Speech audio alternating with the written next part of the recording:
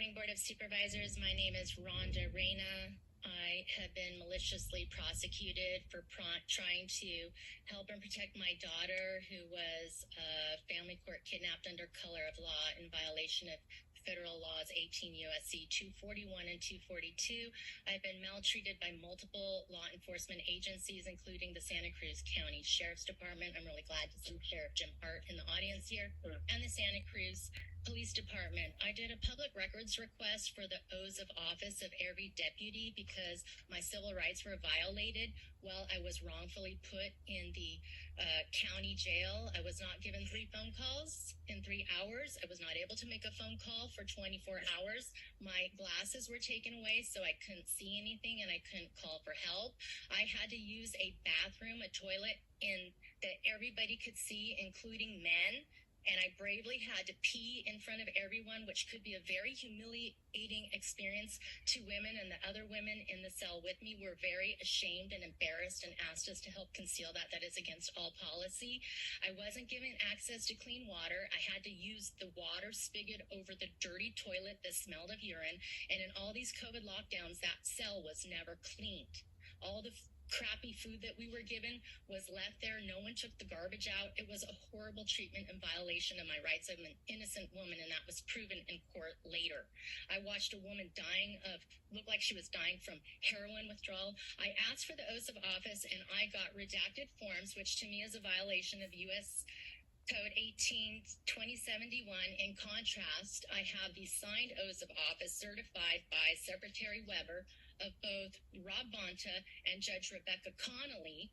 Every signature is on these documents, in contrast to what Sheriff Jim Hart's agency gave me. I would like all these oaths of office signed. Thank you. Thank you. Well, I disagree with many of the statements that were made, particularly with Mr. Palacios' report. I'm experiencing much higher than 5% inflation. I feel like there's a lack of understanding of economics and biology. We are carbon-based organisms. We're humans. I feel like there's an anti-human agenda. I'm forced to walk by 666 on the ground, which is the sign of the beast in the book of Revelations, and that makes me feel very uncomfortable. Please add one more 6 so I don't feel threatened by that.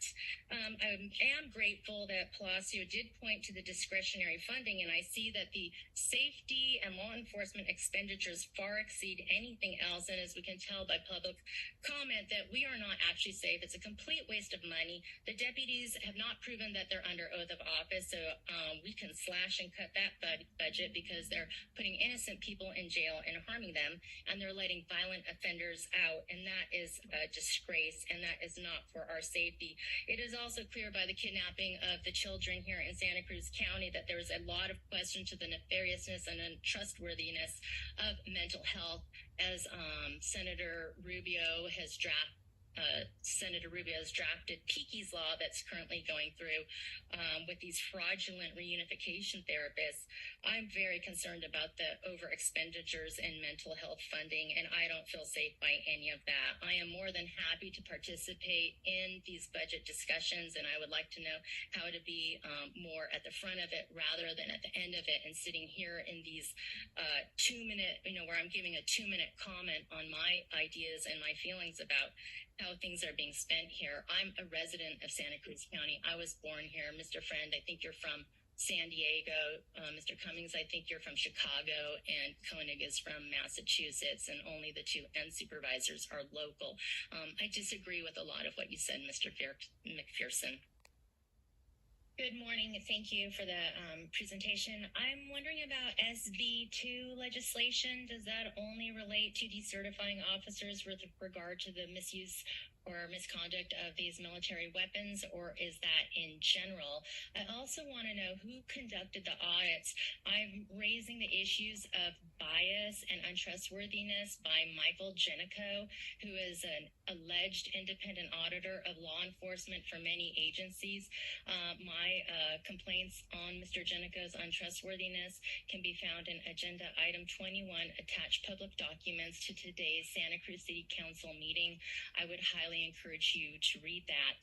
And I'm going to request some civilian audits. I think we need civilian oversight into what's actually happening instead of these in-house audits that can be very biased, that can be misleading, and I don't think it's true transparency. So I'm going to make that request. Thank you. Thank you.